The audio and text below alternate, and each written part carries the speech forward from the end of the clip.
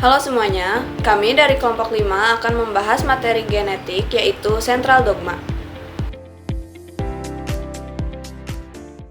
Sebelum memasuki tahapan, perlu kita ketahui apa itu sentral dogma. Sentral dogma adalah proses perubahan dari gen DNA menjadi RNA dan dari RNA menjadi protein melalui serangkaian proses transkripsi dan translasi. Terdapat 3 tahap utama dalam sentral dogma, yaitu replikasi, transkripsi, dan translasi. Regulasi. Regulasi pada sentral dogma adalah cara sel mengatur proses ekspresi gen dari DNA menjadi protein agar sesuai kebutuhan. Regulasi ini terjadi di beberapa tahap. Yang pertama, transkripsi diatur oleh faktor transkripsi, metilasi DNA, dan modifikasi histon untuk menentukan gen mana yang aktif. Yang kedua, pasca transkripsi, meliputi splicing alternatif dan kestabilan mRNA yang mempengaruhi jenis dan jumlah protein. Yang ketiga, translasi, mengontrol apakah mRNA diterjemahkan oleh ribosom. Dan yang terakhir, pasca translasi, mengatur aktivitas atau umur protein lewat modifikasi atau penghancuran. Tahap pertama, replikasi. Replikasi DNA adalah proses biologis yang penting di mana molekul DNA menggandengkan dirinya untuk menghasilkan 2 salinan identik. Proses ini sangat penting untuk pembelahan sel, baik dalam proses mitosis, pembelahan sel somatik, maupun meiosis, pembelahan sel gamet.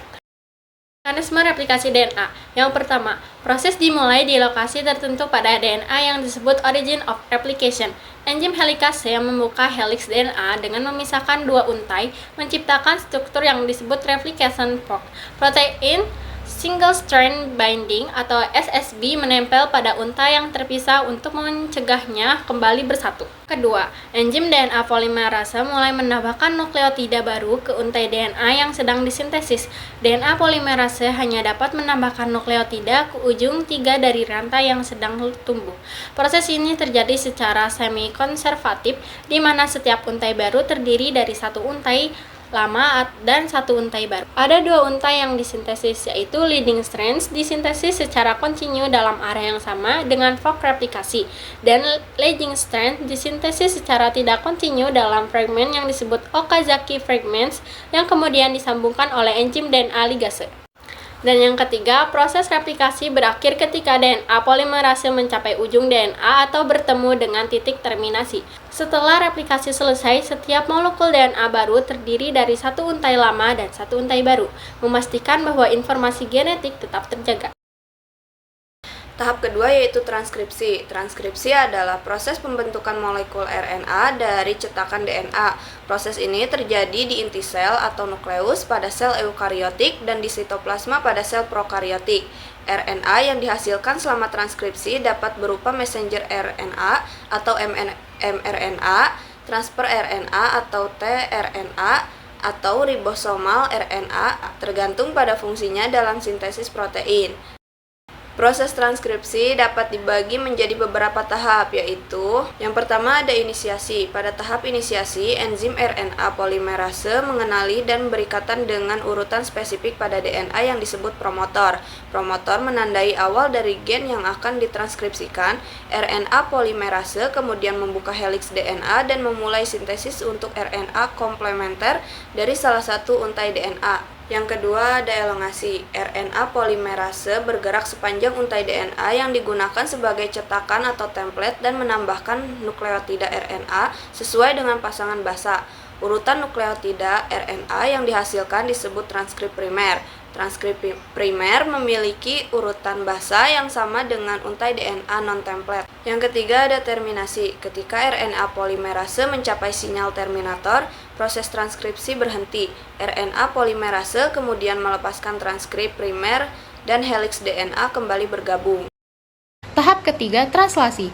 Translasi adalah proses penerjemahan urutan nukleotida yang ada pada molekul mRNA menjadi rangkaian asam-asam amino yang menyusun suatu polipeptida atau protein.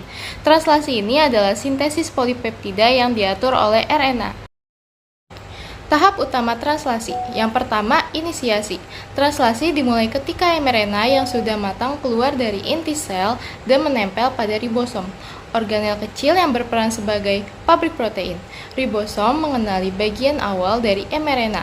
biasanya ditandai oleh kodon AUG, yang merupakan sinyal mulai dan mengkodekan asam amino metionin.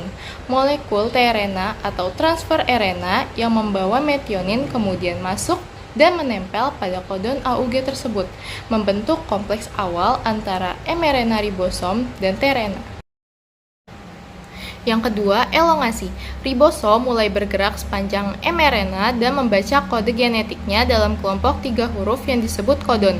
Setiap kodon akan cocok dengan satu tRNA yang membawa asam amino tertentu. tRNA masuk satu persatu ke dalam ribosom, mencocokkan antikodonnya dengan kodon pada mRNA, dan menyerahkan asam amino yang dibawanya. Ribosom kemudian menyambungkan asam amino tersebut membentuk rantai panjang yang disebut rantai polipeptida. Proses ini terus berlangsung, menambahkan asam amino satu persatu sesuai urutan pada kode mRNA. Yang ketiga, terminasi. Terminasi berhenti ketika ribosom membaca salah satu dari kode stop pada mRNA, yaitu UAA, UAG, atau UGA. Kodon ini tidak mengkodekan asam amino apapun dan berfungsi sebagai sinyal untuk menghentikan proses. Setelah kodon stop dikenali, rantai polipeptida dilepaskan dari ribosom. Rantai ini kemudian akan mengalami pelipatan dan modifikasi lebih lanjut agar menjadi protein fungsional sesuai tugasnya dalam sel. Kesimpulannya, Senta Dogma menjelaskan bagaimana informasi genetik dari DNA digunakan untuk membuat protein yang esensial bagi fungsi sel. Transkripsi mengubah DNA menjadi mRNA, translasi mengubah mRNA menjadi protein, dan replikasi memastikan DNA disalin dengan tepat.